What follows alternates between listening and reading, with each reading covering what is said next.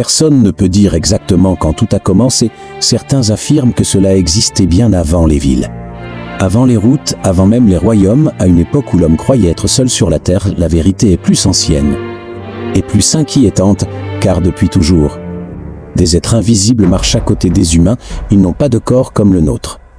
Pas de visage fixe, pas de forme stable, on les appelle les djinns, et tous les djinns ne sont pas neutres. Si tu regardes cette vidéo sans liker ni t'abonner, peut-être que ce n'est pas un hasard. Avant que l'histoire commence, dis-moi, pourquoi tu n'as toujours pas liké? Ceux qui s'abonnent comprennent la vérité. Les autres regardent juste. L'histoire que tu vas entendre n'est pas pour tout le monde. Like et abonne-toi si tu oses continuer. Dans le village de Kandiora, les nuits avaient changé. Le silence était devenu trop lourd, trop profond, même le vent semblait hésiter à souffler d'eux. Les enfants se réveillaient en sursaut, les yeux grands ouverts. Murmurant des phrases qu'ils ne comprenaient pas, les adultes, eux, faisaient semblant de ne rien voir, mais au fond d'eux, ils sentaient que quelque chose observait. Ibrahima avait des cèpes quand les voix commencèrent au début. Il pensait que c'était son imagination, une pensée rapide, un mot qui traverse l'esprit, puis les voix devinrent précises. Calme, m'assurait, elle ne criait pas, elle n'ordonnait pas, elle suggérait. Et c'était ça, le plus dangereux. Un matin, en se levant, Ibrahim a su que le chef du village tomberait malade avant le coucher du soleil, il ne savait pas comment. Il le savait, c'est tout, quand cela arriva exactement comme il l'avait pressenti, la peur entra dans sa maison, sa mère le regardait différemment, les voisins murmuraient. Et la nuit suivante, le rêve revint, il marchait dans une forêt noire, sans lune, le sol était froid sous ses pieds, et une voix grave l'appelait par son nom. Ibrahima. Tu entends enfin, qui es-tu? Demanda-t-il. Nous sommes ceux qui guidaient ça à son réveil, son cœur battait trop vite, mais au fond de lui. Il sentait autre chose, une présence installée. Patiente-elle, la vieille Nénéaoua fut la seule à oser parler, elle vivait à l'écart du village.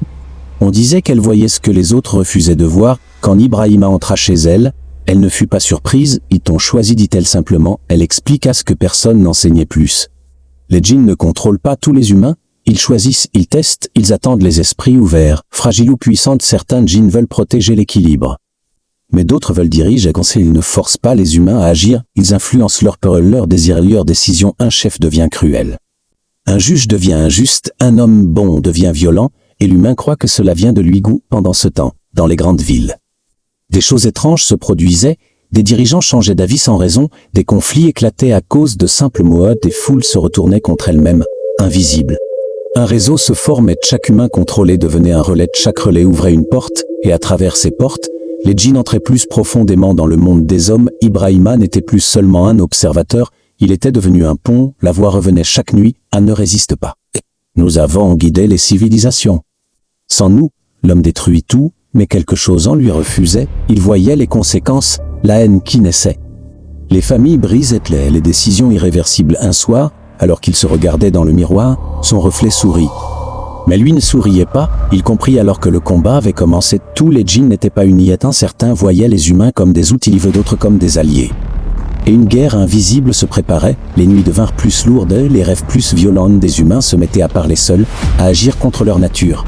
Ibrahima apprit à reconnaître les murmures, à fermer certaines portes dans son esprit. Ça résistait-il, mais résister avait un prix, c'est plus il luttait.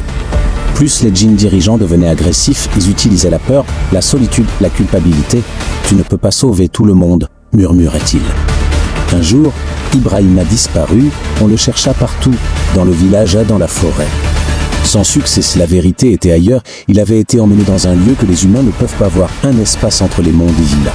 Les djinns révélèrent leur vrai visage, ils dirigeaient depuis des siècles, ils avaient placé des pensées dans l'esprit des hommes, ils avaient écrit l'histoire sans jamais tenir de plume, et ils avaient fait une erreur, ils avaient sous-estimé la conscience humaine. Ibrahim a compris alors que les djinns ne pouvaient agir que si l'humain acceptait. Même inconsciemment, la peur était leur clé, et l'ignorance, leur arme, et cette vérité changeait tout quand il revint. Personne ne reconnut tout de suite le garçon, son regard était différent, calme, lucidar, il ne cria pas la vérité, il ne dénonça personne, il commença simplement à réveiller, à apprendre aux gens à questionner leurs pensées, à reconnaître les émotions imposées, à reprendre le contrôle. Les djinns perdirent peu à peu leur influence, pas par tous, car tant qu'il y aura des humains qui refusent de penser par eux-mêmes, les maîtres invisibles existeront toujours. Et peut-être qu'en ce moment même, une pensée que tu crois être la tienne ne l'est pas vraiment. Like la vidéo si tu as ressenti quelque chose et abonne-toi pour la suite. Dis-moi en commentaire si tu crois à l'invisible. Abonne-toi maintenant, car la prochaine histoire sera encore plus dérangeante.